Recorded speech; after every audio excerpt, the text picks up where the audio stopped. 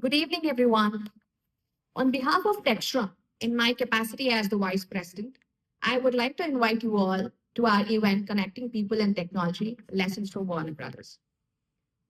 TechSHRM is the student chapter of the Society for Human Resource Management at NYU Tandon School of Engineering. It connects students with the latest trends in HR technology and people analytics, offering opportunities for professional development, networking, and industry insights. Technology doesn't just change what we do, it changes who we are and how we lead. As Peter Drucker once said, the best way to predict the future is to create it. Today, we see that the leadership, governance, and people management are evolving rapidly with technology, reshaping how we work, communicate, and make decisions. It is a new era where adaptability, innovation, and collaboration define success. And today, I feel like it's the perfect atmosphere to gather here and kick off what promises to be an exciting and insightful event. We have an incredible audience with us today. Thank you for taking the time to join us. And of course, we are thrilled to have a truly exceptional speaker to lead us through this discussion. Srebrina Tanova is the Senior Director of Engineering at Warner Brothers Discovery, a leader who doesn't just stay ahead of the curve, she shapes it. With a background that spans across some of the most innovative companies in the world, from SpaceX to Uber, her expertise is a cocktail of software development, process efficiency, and strategic vision. Whether she's leading engineering teams at Warner Brothers or automating logistics at SpaceX, she brings a game changing approach that's as sharp as it is bold. She has certainly done that and shaping the future of innovation at every turn. Let's give a warm welcome to someone who's rewriting the rule book on leadership and technology. Srebrina Tanova, you guys. So it is your moment to sit back, relax, and let's dive into a conversation that's bound to spark new ideas and perspectives. Thank you so much for the kind words. Really appreciate it. And I'm very excited to be here and to get to meet all of you guys. Thank you again. My first question would be, let's take it a little back. Srebrina, many of us, including myself, are curious to learn about the foundations of your incredible journey. Can you tell us a bit about your childhood? What were some of the key moments or influences that shaped your career path? What was your dream job as a kid? I wanted to be an astronaut for sure, but I ended up here. I wanted to be a doctor. Then I realized that blood makes me cringe and I can't even watch my own blood being drawn. So I probably would have been an atrocity of a doctor. But I'm originally from Bulgaria and my family moved to the US in the late 90s when I was 6. So I actually started off in first grade from the US. But my background is my father is an aerospace engineer. So engineering has been a heavy influence within my family. And similarly with math was always my favorite subject. My mother, being the very stereotypical foreign mother that she was, would actually get math books for Bulgaria because they generally were a couple classes ahead. And my summers were usually filled having to go through Bulgarian math books in my free time. So math was definitely my favorite subject, which kind of laid the foundations for where I am and the field I am in today. But I think ultimately what really kind of triggered my passion for tech was my college job. So I actually worked at the Apple store during college. Right after freshman year, it's like, I need to get a job because I'm a poor college student. And just started going online on different listings, and I found that they were opening a second Apple store in Columbus, Ohio. So I figured it was a complete long shot. I think the numbers at that point of a percentage of people who actually get hired at Apple versus applicants was like less than like Harvard. And I was really surprised to actually get a call back. Went through the interview phase and ended up working there for the rest of my duration of my college. And really got, involved in the tech, worked a lot at the Genius Bar. And, my passion was for helping other people out. So anytime someone had a question or issue, I felt like I had to research everything and know everything about it so I could help them out. So I think that kind of laid a good foundation for then, moving into tech later on. But yeah, in terms of childhood, I think, being around engineers is always very influential. My brother went down that path as well. And yeah, I think, the thing I always say about engineers is there's a lot of skills within engineering that can be taught, whether it's front end, back end, whatever you have it.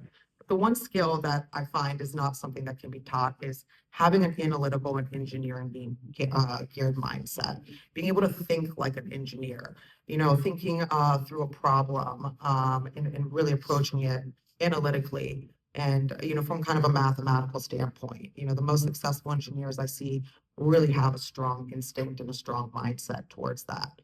And it's something that, like I said, can't really be taught. And it's, I'm sure, a skill set all of you guys have being here today. Totally. Mothers are the ones who either shape, Oh, yeah. make, or break your careers, I would say. And maybe all at the same time. Totally. Um, so, guys, I have been looking up at your LinkedIn profile for a very long time. I have been awestruck by your resume. To be honest, guys, if you guys haven't looked up her yet, she started with a finance degree, and then she moved to economics, and then she moved into supply chain, and then operations management. Now she is okay. How could I miss product management? Yeah. And then now she is the senior director of software engineering. So, I mean, how? Yeah. I clearly do not like to be bored. I think that's been a consistent. But going into college, the reason I went with economics was I'd taken an economics class in high school and really, really enjoyed it. Economics was a really great pairing of, obviously mathematics. There's a lot of mathematics and calculus involved in economics. But there's also a lot of psychology involved in it, where, if you kind of think about economics or an economy, it is a way to, probably the only way to measure strategically the mindset and psychology at a macro level. And, going into economics, I figured out I was going to be done with my degree in 3 years, and I did not want my college experience to be done yet. So when exploring, either, secondary major or a dual major, I started getting passionate about finance. I really got hot on being in investment banking. I thought it was going to be the greatest thing in the world. And I took on the secondary business finance degree was to kind of supplement the economics degree. And after college, I went into finance. I thought this was going to be it for me. This was going to be the industry I was going to be in. I was going to go into either personal wealth management or investment banking. I was going to move to New York City and be just multimillionaire instantly, because that's how investment banking works. And I went and worked at two different banks, at PNC and at JP Morgan, and I have to say I fucking hated it. I hated finance. I found it to be very stagnant. And it really did not engage me a lot. I didn't feel like I was learning a lot, quite frankly. And that's when I started thinking about pursuing other opportunities. And given that I had worked at the Apple Store, through my time in college, I was really interested in the tech industry. And lucky enough for me, Uber was actually expanding. So this was in the early phases of Uber, when, and, still rolling out across even the US.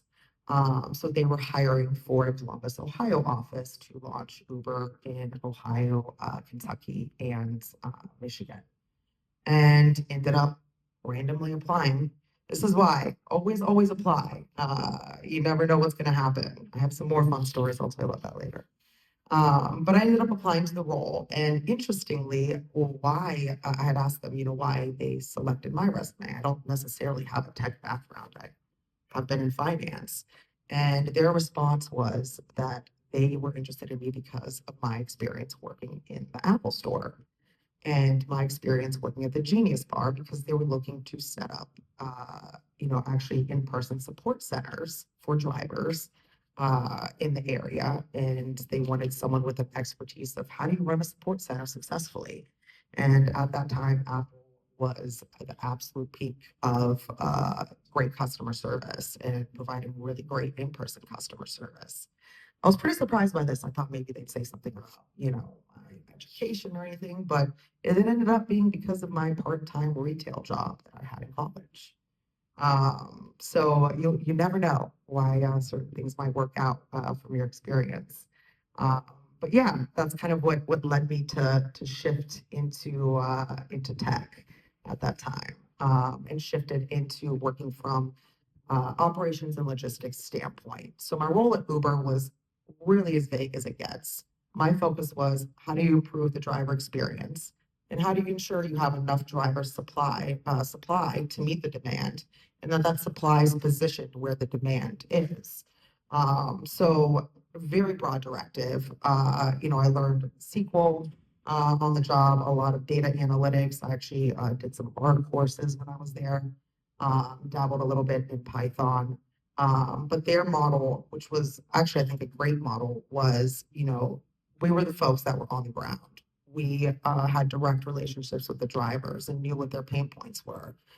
So we always started from kind of an analytical standpoint, look at the data, try to find what are potential pain points that's causing drivers to either turn off the platform and not come back on, or, they get stuck in the sign-on or onboarding flow.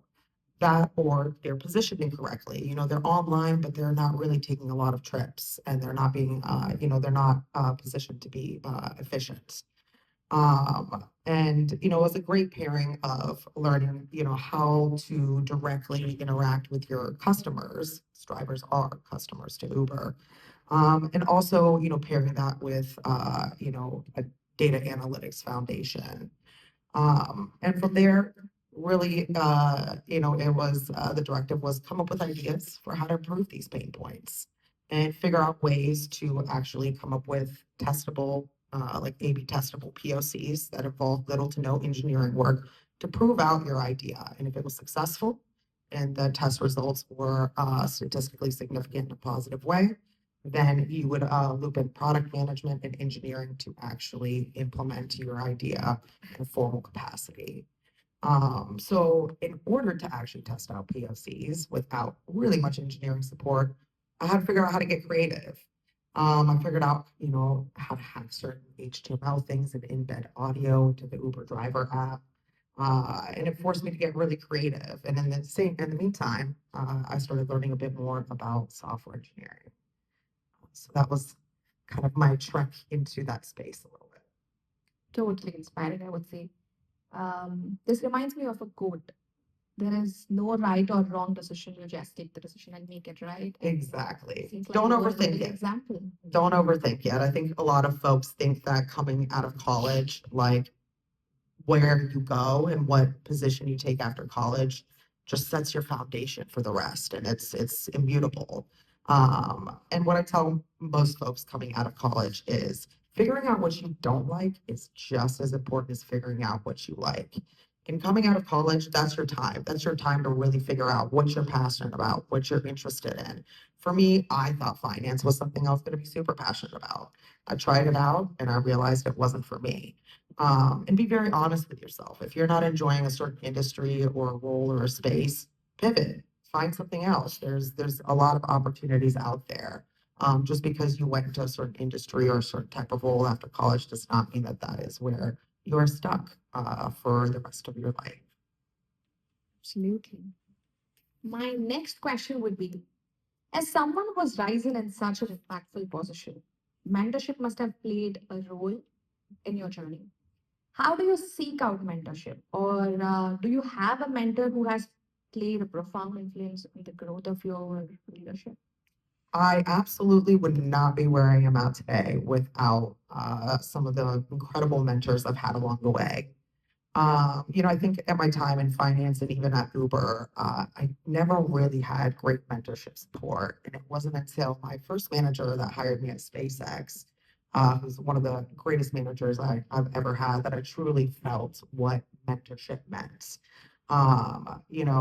Looking back on it, like she went out of her way to support me. She recognized my skills and my talents and really gave me free reign to be able to have a lot of value. When I asked her, I want to learn software engineering, she was like, just tell me what you need. I'll help you out. She connected me with the right folks. and, ensured that, that I would have the space and the resourcing to do that. Additionally, even getting into my job at Warner, it was actually because of a female mentor of mine. I had a friend that worked at Disney at the time, and I talked to him and said, "Listen, I feel like I'm missing, strong female mentorship." And he was working with a really phenomenal director of product at Disney who has a passion for mentorship. So he was able to connect us, and her selflessness really inspired me. I think one thing that really stuck out was, I'd asked her, I was like, how can I ever repay you? Like, this is incredible. And she said, the only thing I ever ask is that you do the same for somebody else. And I really took that to heart. To me, if I didn't do that, it would be a disservice to the phenomenal mentors that I have had. You have to pay it forward when it comes to mentorship. And, I'd reached out to her towards the end of my time at SpaceX, letting her know that, I was interested in looking at other opportunities. And she was phenomenal. She helped me work on my resume. And she even connected me with a former colleague of hers that they had worked together at Fox. And that ended up being my first manager, Warner Brothers, or at the time Discovery pre-merger. And even now, my manager is SVP of engineering. She is absolutely brilliant. She has a PhD and is a phenomenal mentor. I say it all the time. I would not be at this company still if it wasn't for her. Why? Because people they leave managers. They don't leave jobs. And having an incredible manager that is both a manager and a mentor is really, really important. And it makes all the difference in your career and your job. So yeah, mentorship has been critical. And, in addition and paying it forward, I've helped kind of lead a charge with doing female mentorship at Warner Brothers. Through the course of my career, being a female in very male-dominated industries, you have very unique experiences. And you find the more you talk to other women in those kind of industries that they too have had very similar experiences. And oftentimes they're not comfortable speaking about it. They're not always the most pleasant experiences. It generally involves, some kind of discrimination or, being put in uncomfortable situations or not being as valued as maybe your male counterparts. So creating a safe space where, women can come together and actually have mentors and be able to talk and discuss, anything that they're going through, anything that they need help with and feel like they can get support from someone that has been through that is really important. I think at a certain point, it's probably one of the few things that keeps us sane is, having someone that can relate to your experience and maybe give you some guidance. So mentorship is incredibly important. And, even from a career standpoint, as for our engineers, as you move up, even in I see the individual contributor path, as you move up in the engineering levels, once you hit kind of like staff level engineer and onward, your role changes significantly. And actually, the majority of your time, the expectation is that you spend it on mentoring other more junior engineers. At the end of the day, sure, the more experienced engineer can probably get something done in 2 days versus 5 days for a more junior one. But the point of that engineer is to work with the junior one. So maybe in the future they can do it in 4 days. Maybe they can do it in 3 days and get up to that level. And once you kind of compound that across everyone on the team, you start seeing that the team performance and output, really accelerates. So yeah, mentorship is absolutely great.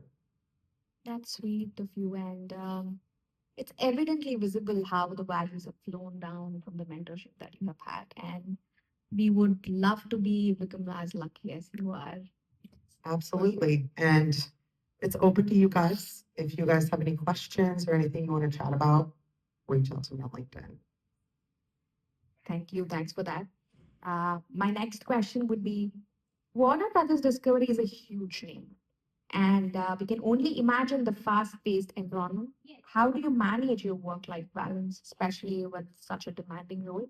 And what's it like working in such a dynamic and creative company now that you've moved from finance? So, how is balancing creativity and also making sure that everything is running smooth?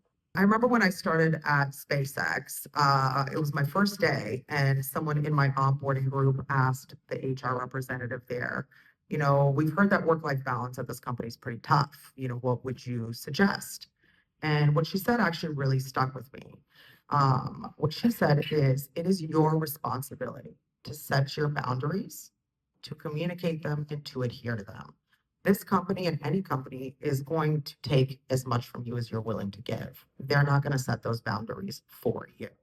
So if you have to log off at 4 p.m. to go pick up your kids, that is your boundary that you set. You communicate that out to everybody and you adhere to it. And I feel like oftentimes people find it a bit tough. They feel like, oh, well, I have to be on super late. Um, it's actually more of a personal problem oftentimes than it is necessarily something that's driven by the company. Not to say that there aren't companies that, drive and propagate poor work-life balance. But the one thing you can control is your own boundaries and how you communicate and adhere to them. And that really stuck with me. And I think the good thing at Warner Brothers and what I noticed starting on is there is a really good work-life balance. Warner Brothers is a global company. Actually, the majority of my software engineering teams are based in Stockholm, which is a 6-hour time difference from New York. And if you think about, folks on the West Coast, it's 9 hours. We have a lot of engineering teams that are in India, so we are quite spread out. And I think one of the good things that that enforces is folks are very good at setting their boundaries. And, we all at Warner Brothers, because we work with so many people globally, are always very cautious in ensuring that we don't schedule meetings outside of work hours for certain folks. Sometimes, we'll do it. I'll join in super early in the morning or stay on super late, but it's generally something that, it's discussed beforehand.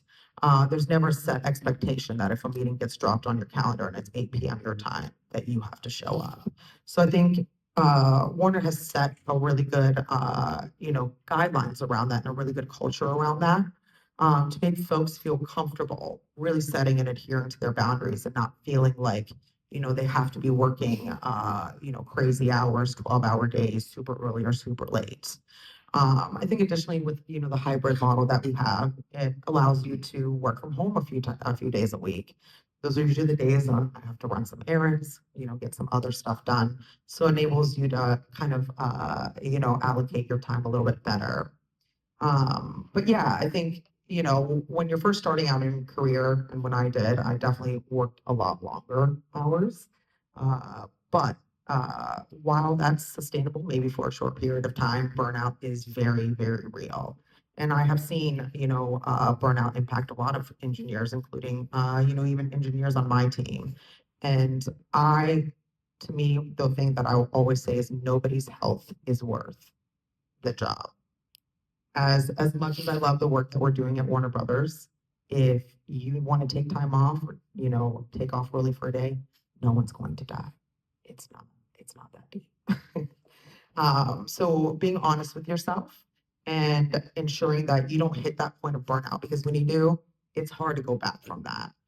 It is really difficult. And I want to ensure that, none of my engineers are feeling that way. If I see folks that are on super late, I'll ping them and I say, hey, go offline. Go enjoy your personal time. And especially if any of my managers do it. To me, it's super important that leaders set an example for everyone else. If you as a manager, if you're not taking any time off, your people see that. And now they feel like there's pressure for them not to take any time off. If they see their manager consistently working crazy hours, they instinctively feel like there's pressure on them to do the same. So if you want to propagate a good culture across your team, you have to be the one to set the example. I remember one time with one of my previous managers, he was considering not taking his PTO, and I said, don't you dare. You need to take your PTO, because if you don't, it sets a really bad example for everyone else, across the organization.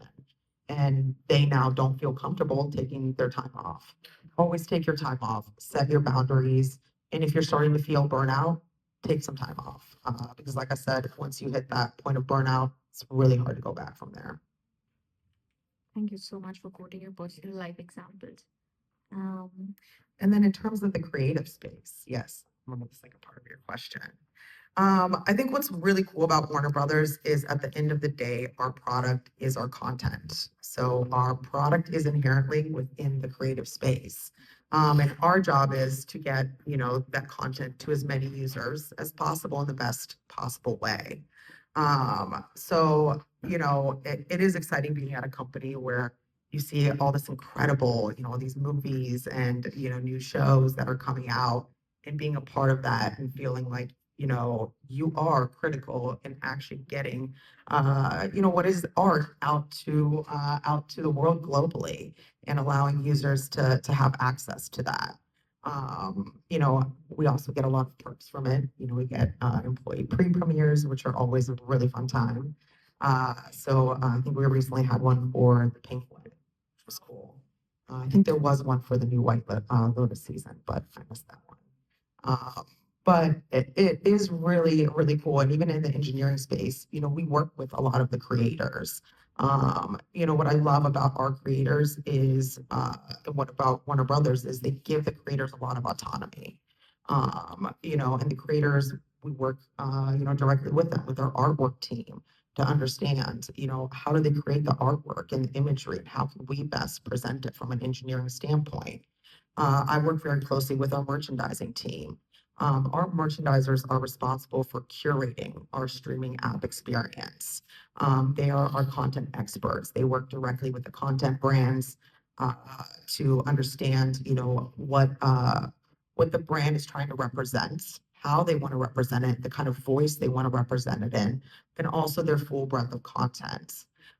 So the tooling that my team actually builds out and supports is the internal tooling that is used by our merchandising team. So in order to build out effective internal tooling, you need to know who your users are, and you need to know how they think and how they work. So it is a really cool mixture, and you get that creative exposure, which is awesome. totally. Now that we're talking about the internal team, the merchandising, and everything, tech failures happen for the best of us. What's the most challenging engineering crisis you have faced at Warner Brothers, and how did the team recover? What were the hiccups? Yeah. How was the whole journey? So much like in science, failure is a very important part of engineering. If you never have failures in your career in engineering, you're doing something wrong. Um, in order to drive innovation and really be able to have creativity in the space, you have to accept that failure is an option, especially if you're the first mover on some kind of idea or certain innovation.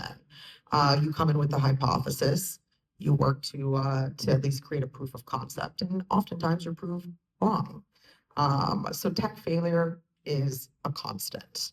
And I think to me, wouldn't even consider it a failure. The only time I would consider it a failure is if we learned nothing from it. As long as you learn something from, a perceived failure, then you actually did gain something out of that. You learn something new, whether it's from a technical standpoint, whether it's something new about your customers, or even your platform. Recently, like I very much encourage my engineers to get creative with engineering initiatives and figuring out, all right, how do we improve our performance of our services? How do we reduce our infrastructure and service costs? And as at any company, when you've had certain services and systems for a long time, you have to make architectural changes and you have to evolve these systems in order to be able to drive the kind of expectations in tech that is needed for today.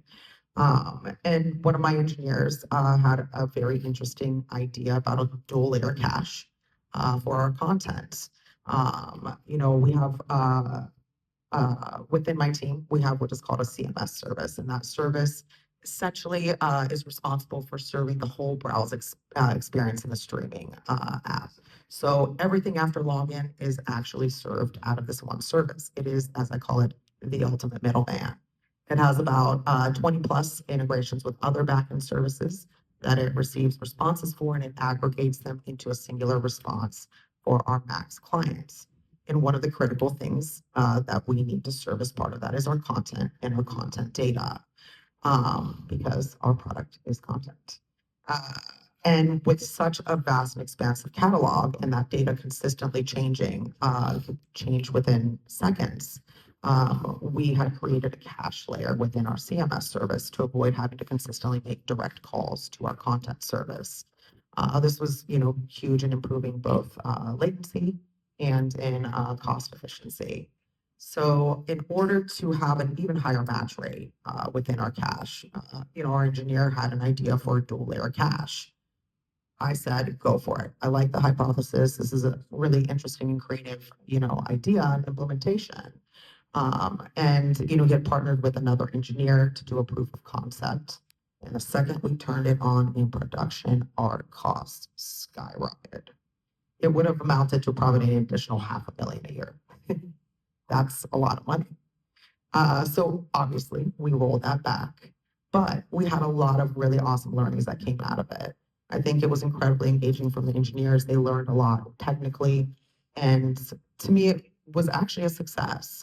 We had a hypothesis, a really good idea. We, were able to implement it with low cost. And we found out that this isn't going to work. But, we now have another idea and iteration around that that's coming out of those results. So while overall it might have been a failure, it definitely, at the end of the day, is enabling us to move forward. I think failures can happen in a number of different ways, and sometimes failures can be propagated by your own leadership. Dun, dun, dun. Close to the end of, I think it was last year, we rolled out the Mac streaming service in Latin America. And on launch night, we found that we had a bug in one of our internal tools that ended up propagating to the customer experience where they weren't receiving the right content merchandising strategy for the right territory. We had worked with the merchandisers to figure out, is there a short-term mitigation that they can, manually take in order to get us to launch so that we obviously would not block the launch for this. And we had already had alignment. At that point, we had a leader that stepped in and really put a lot of pressure on our engineers to try to debug and solve this in real time during a massive launch where you're about to have millions of people coming into the platform. It was an incredibly stressful night. We were probably up until 4 a.m. And really what it came down to was top-down pressure. And that is not how engineers work. Having an engineer trying to debug on a call with an executive VP sounds like an engineer's living hell. I know it was frustrating for a lot of our engineers. A lot of them felt quite demoralized, which is very understandable, and felt really frustrated after. But what I will say about, our management and our HR is that they created a space for us to actually communicate this feedback up to the leadership. And to me, I felt frustrated in that I didn't do enough to protect my team from this. I don't ever want any of my engineers, having to go through that. It's a really miserable experience. And like I said, it is very demoralizing. These are incredible engineers, and having to try to debug an issue, with tons of executives on a call is not a good space for them, and it's not setting them up for success. So thankfully, we were able to push back on leadership, push them off to say, listen, we have a manual mitigation for launch. We are gonna dig into this and investigate, the next 2 days, figure out a proper solution so that we don't make any kind of rash decision and end up pushing out code that will make the issue potentially worse, or push out some kind of change that will take weeks and weeks to unravel and to properly fix. Having that, management up is really important. And, it can feel very stressful, especially when we were on the call with that leader to provide them with very transparent feedback. We were all very nervous, like telling, your boss's boss that, the way they handled a certain situation really wasn't good or effective. It's nerve wracking. But, like I said, our management and our HR really ensured that they created a safe space for us. And I was actually very proud of everyone. I even had my engineers join to give their feedback and be heard. And I was really proud of how open and honest they were so that we can learn from that and never have to go through that again, hopefully. Truly, leadership can either again make or break it. That's my follow-up question to you also. As a leader, what principles guide your decision-making process? Would you, what is the percentage of difference you give to your head taking making your decision and the heart and emotions playing a role there? Or when it comes to adopting new technologies or altering the direction of an engineering project, what would you prefer? Is there a battle that always goes on? Should I lay off this person? Yeah. And things like that? So there is always a heart and head balance. I am very analytical, but at the end of the day, I come from the Balkans. We tend to be very fiery and passionate people. And I want people to feel like they can be open and honest, say what comes to mind. But I think, always coming from a perspective of, okay, if we have a new initiative or idea, is this the right thing for the business? I think oftentimes in engineering, when we're partnering with product, engineers, tend to feel that it's up to product to decide what we deliver and what we implement, and they are responsible for that. We really have no say, and that is absolutely not true. It is always a collaboration. Why? Engineering needs to ensure that product is providing a business justification for the requirements or the new feature that they're asking for. They need to have done their due diligence to determine what is the business value of implementing this. And from us on the engineering side, we own the cost of that. Engineering resources are some of the most expensive resources that we have. I think at SpaceX, we had a model for determining this. So at SpaceX, we had 6-week called sprints, loosely termed, in which a pod of about 3 to 4 engineers would deliver a full scale feature within our internal enterprise supply chain systems. And whenever, teams and product managers would come pitch us, we would tell them the cost of that is $250,000. So come in and tell us why what you're proposing has a value proposition higher than that. And it is engineering to hold that ground and ensure that, what they're being asked to deliver and build makes sense for the business and that their time is being used in the most valuable way. I think, I always empower my engineers to do that. If you think it's the right thing, push back and I'll have your back on it. But also ensure that you can speak factually to why you have that opinion. And even if it, after having, factual conversation about it, we determine that's not the right path forward. I want to ensure people feel comfortable and feel empowered to speak their mind or to say, listen, we're being asked to do X, Y, and Z. And I don't think that's the right thing to do, whether it's for our people at the company, for our customers, or for the business. So creating a space where folks feel comfortable voicing that is really, really important. Additionally, obviously mentorship, investing part of my time to make sure that I'm mentoring, key folks, especially ones that are proactive and that are passionate and that reach out, and also other people, outside of the team. I love when any engineers, whether on my team or otherwise, take the initiative. They reach out. They have questions or, they're going through a certain situation. I'm more than always happy to spend my time on that. And as a manager, it is part of my job. It is my job to do that. So, I think it's a right balance of people versus doing what's right by the business.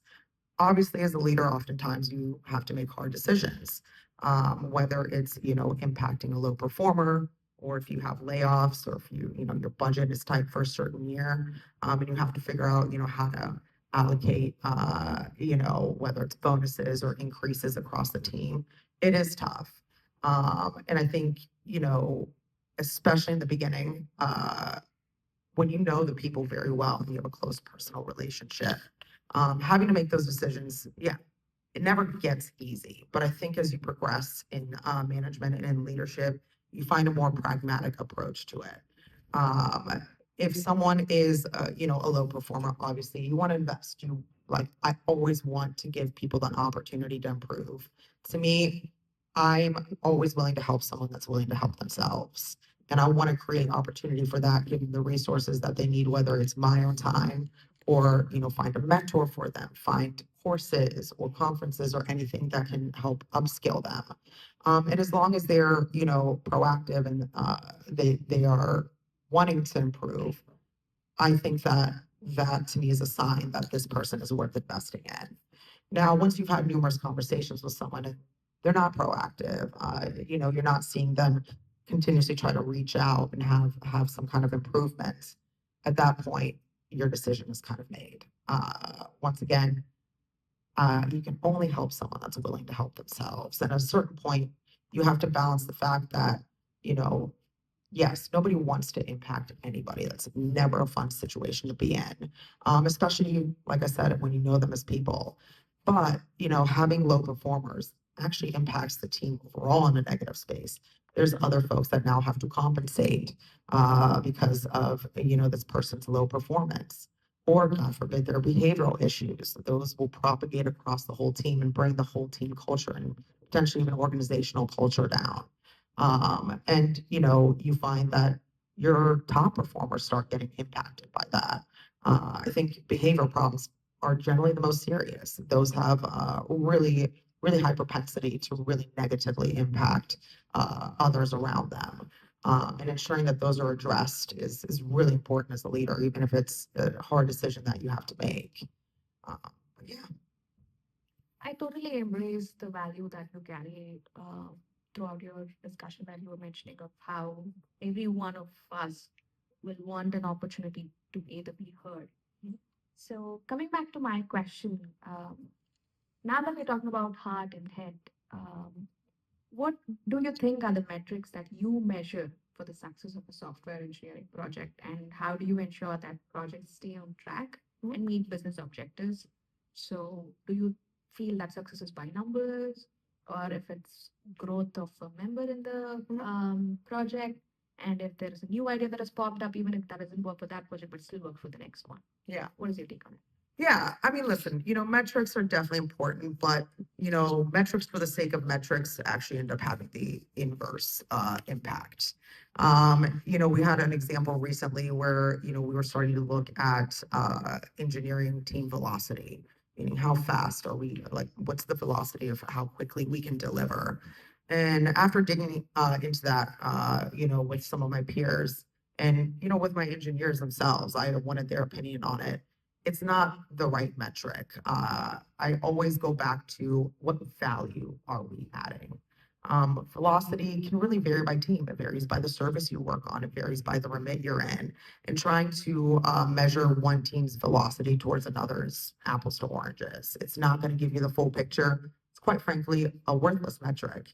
And even worse, it actually could have a negative impact on engineers, where now they feel a lot more pressure to have to quote unquote increase velocity, even though that team or that engineer is adding a lot of value. So to me, I look at more of like, what is the value of the work that my teams are delivering, the work that I'm delivering? And that is in, obviously what kind of product features we're delivering and ensuring that the features that we are delivering from the product standpoint, we've done our due diligence. We feel like there's a positive ROI here. And looking at engineering cost, just because a product feature comes in with a high price that is the potential value. If the cost of engineering that, delivering that is way more, or even supporting it from an inference service cost standpoint is higher than that, you're in the negative. And your team value will reflect that. At the end of the day, we own the work that we do. So I always really end up measuring it against the value of the work that the team does. And even from a kind of an individual contributor level, I tend to value oftentimes some of the more soft skills. Some of the greatest performers on my team are the ones that have been super proactive. They connect with other people. They want to learn, they want to grow, they want to be better. They're asking for resources. They're asking to, take more courses or to go to conferences. They're asking for new and different opportunities. We have a new grad on one of my teams, and she's absolutely amazing. She came in so hungry. She was incredible at networking, reached out to so many people across the company, created really great relationships. And she constantly wants to learn and do more. That's a high performer. And those are the people you really want to ensure that you invest in, and that you retain. And the way you retain them is by investing in them and ensuring that they're happy at the company, that what they're passionate about, whether it's learning more or growing in a certain space or getting mentorship, that you're delivering that for them.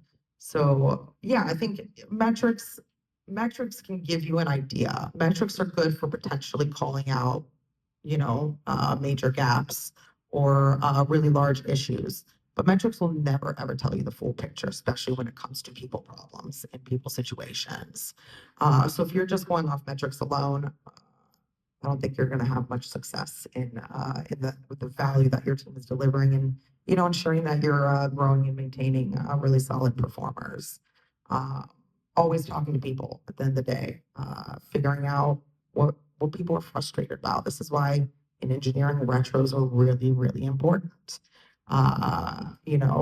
And also ensuring that the feedback from those retros actually bubbles up and there's action taken against it. Having retros where, it is good for folks to, be able to vent, have a space where they can feel like, they can provide feedback. But if that feedback falls on deaf ears, it just ends up frustrating people more and more. I think feedback is a constant circle, and it's incredibly important to be able to take feedback and also to give it and do so very transparently. Very well said. Now I would like to address the elephant in the room, AI. Oh, favorite topic. We have seen deepfake and CGI's advancements. Where do you draw the ethical line between using AI for creative enhancement versus potential misuse in media, especially entertainment industry? Yeah. I mean, at Warner Brothers, like I said, content is our product, and the people that create that product are creatives. It's all of our producers, our writers, our actors. And for us, it's incredibly important to draw an ethical and social line. Uh, you know, for us to move to create content using deepfakes is quite frankly a slap in the face to our creatives. Like the reason that people want to come and watch our content is because of the human stories being told in our content. And while AI is very good, AI is not able to capture that human element that makes people really resonate with the character, with the show, with the movie, or the mood that is being represented, or the story that's being represented in it. Uh, you know, for the most part, the best content in the world is the content that tells incredible human stories, and the best people to tell that are humans. So to us, we draw a hard line on the deep fakes. That is not an avenue we're exploring. Additionally, CNN is one of the brands that's under Warner Brothers. It is a news brand, and we want to ensure that we are incredibly ethical and we set a standard when it comes to not only for our CNN brand, but all of our other brands within that. Because at the end of the day, they all roll up to Warner Brothers. From our standpoint, we really value our creatives, and we want to ensure that that space is maintained for creatives.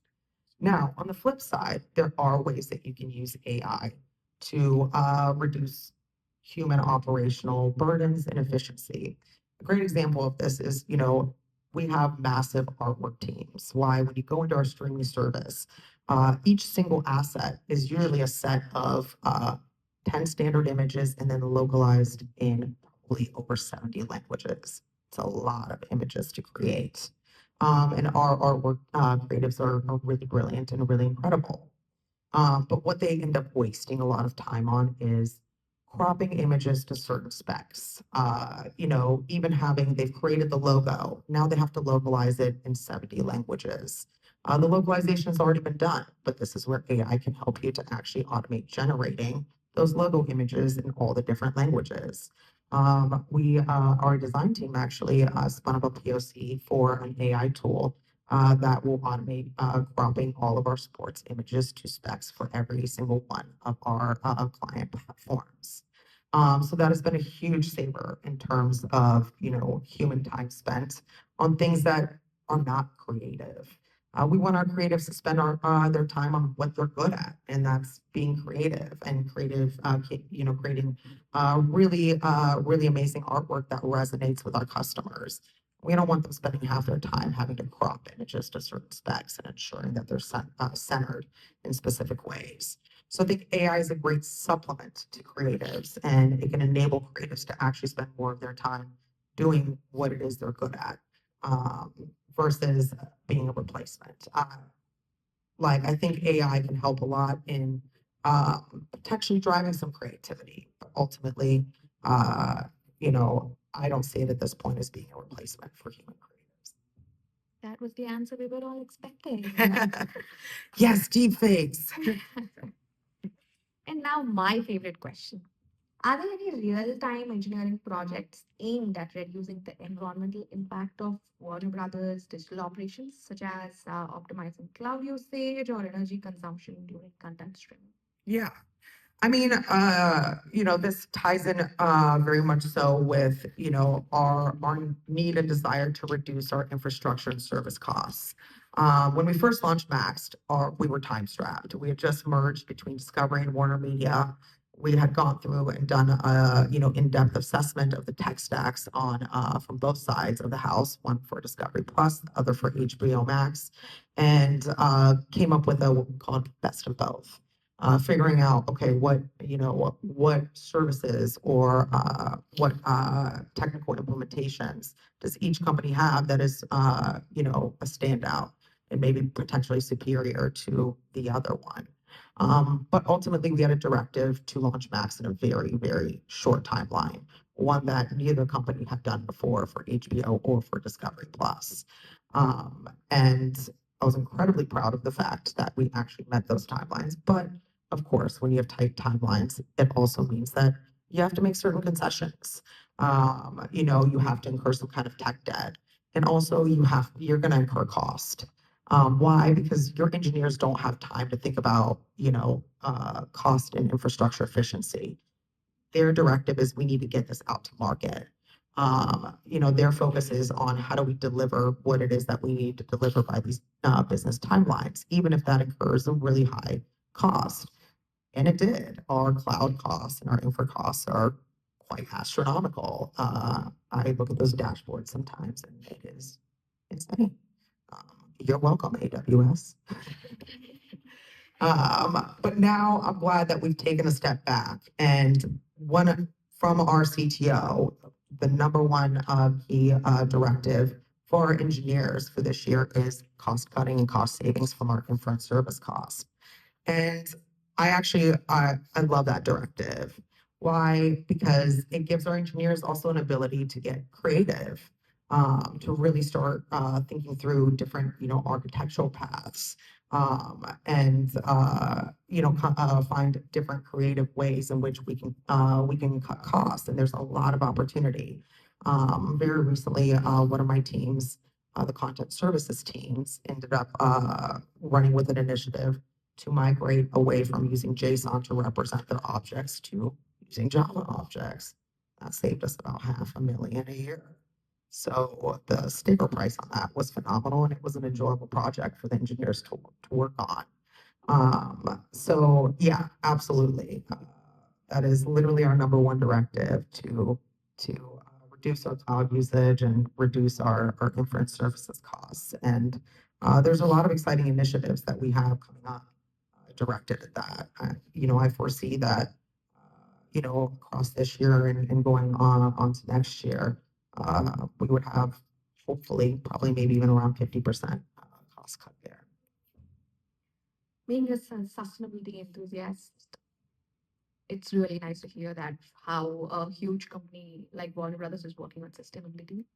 And now, my final and $1 million question that most of us have been waiting for you to answer is, given the current job market, what advice would you give to students seeking internships, full time opportunities? What key skills should they focus on to stand out, be it in Warner Brothers or other companies that you have seen throughout your journey? And how should they approach their job search? You did mention about applying. Yes. Additionally, when hiring for technical roles at Warner Brothers Discovery, what qualities do you look for in a strong candidate? Yeah, I mean, we all know the job market right now, especially in the tech space, is significantly slowing down. That doesn't mean that there aren't ample opportunities. The first thing, as someone who has worked across many different industries, if you had told me back in the day that I would work in the aerospace industry, I would be very confused. But it ended up being one of the best, career opportunities that I had because it enabled me to learn software engineering. So generally, when starting a job search, think about, potential industries that you're interested in. And maybe think outside of tech. There's so many companies, whether it's in a manufacturing space, whether it's in the healthcare space, that are doing really incredible and innovative things. I know oftentimes people just go directly to like Google, Amazon, Meta, and so forth. But be open to industries outside of just your, stereotypical tech companies, and start exploring opportunities in kind of different spaces. I think obviously with the emergence of AI, there's a lot of industries and companies that are looking to move into that space. Now you want to do your due diligence and make sure that it's not bullshit because there's a lot of people and companies that right now are claiming they use AI, are saying they want to use AI. It's the buzzword of the season. But obviously, do your due diligence and also look at startups. There's so many startups in the New York space, in the area, and even outside of that. Startups are a great opportunity to really learn a lot and learn what it is you like and don't like. At my time at Uber, I think I played probably like 5 different roles. It was like PM, operations person, customer support, marketing person. And it helped me figure out what I like and what I don't like. And what I realized I like is the technical aspects and the analytical aspects.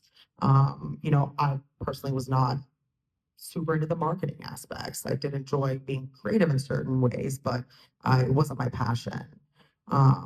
And I think in terms of, how you can reach out, I actually have had some hacks in the past. Go through your resume, have someone that you trust go through it. I know oftentimes there's career services and support at colleges. Oftentimes I do hear things being said around like resumes, like keep it down to one page, and other guidance that tend to be a bit antiquated. I think what you need to think about is who's the audience of your resume, and oftentimes that is an HR person that is not technical. So making sure that your resume is visually appealing is actually really important. Why? Because this recruiter probably goes through hundreds, if not thousands of resumes a day. And if you just have this like full massive block of just text on a Word doc, they're not even going to read it. So really think about the audience of your resume, and what story you want to tell. I think that's the most critical thing. And I think this was one of the big skills I learned being in product management is being a great storyteller. How do you tell the story of your experience? Oftentimes, I personally love, and I know it's very common to start out with just saying, tell me a bit about yourself. What I ended up doing was just writing a 1 to 2 paragraph little spiel about my story, and it got to the point where I pretty much had it down pat, had it memorized. But formulate the story, give your background, and what your interests are and where your experience has been, and be able to frame things in a storytelling kind of way. To me, the way I interview, I want my interviews to be very conversational. I generally have a few broad questions that I, always ask. I'll always ask, tell me about a recent project that you worked on. Walk me through from start to end what the results are and how you decide to move forward and who you worked with even. So think about, one or two really great projects, whether it's from school or any internship experience that you worked on. Sit down and formulate a story around that so that when it comes to the interview, you're able to tell it in a storytelling kind of way that's engaging to the interviewer and that really promotes a conversation. There's been probably the best interviews I've had. That's the only question I've asked, and we've gone from there. And it's been a really incredible discussion where you start digging into certain aspects of the project, how they did their work, what some of the conflicts or issues were with that. Obviously from an engineering standpoint, generally by the time I interview them, they've gone through like the technical assessments and the coding interview. And then what I really look for are, do you have the soft skills? Are you going to be a great team player? Do you work, how do you handle conflict? Which is always a key question. Conflict is it's a reality when you're working in a workspace and when you're working with others. And knowing how to manage that conflict and being able to move past it is really important. Um, so, obviously with the coding interviews, just pound leak code, I guess, dust out that old data structures and algorithms book. I personally hate those kind of coding tests. They really don't tell you anything about what this person will be as an engineer. Because as an engineer, coding is definitely an aspect of it, but really the key aspects to a really great engineer are what are the questions that they're going to ask? How do they perceive this problem that they're being asked to solve? How do they go about thinking about it? And my best technical interviews have been ones that are obviously in-person pairing. And I will take someone who actually walks me through their thought process, who stops and asks questions, and who really thinks about it, from a different perspective and approaches it methodically. He gets the answer wrong over someone that just starts immediately writing code and gets the right answer. Like I said, I will take the first person over the second one anytime. And I have had that happen. I actually did some internship coding interviews a year or so ago. And we had a candidate that she was incredible. She started detailing out all the questions that she had, how she was thinking about approaching solving this problem. Obviously she went kind of the brute force method first, identified the issues with that, and went through to make the code more efficient. And she had missed, I think one of the edge cases and scored a bit lower. The second candidate, just silent, immediately started coding. It was great. They got the right answer, but they didn't walk me at all through their thought process and how they approached it, how they thought about it. And I went with the first candidate. To me, that's a person that's going to really be a great partner to not only other engineers, but to their product counterparts, to their stakeholders, to anyone that they work with.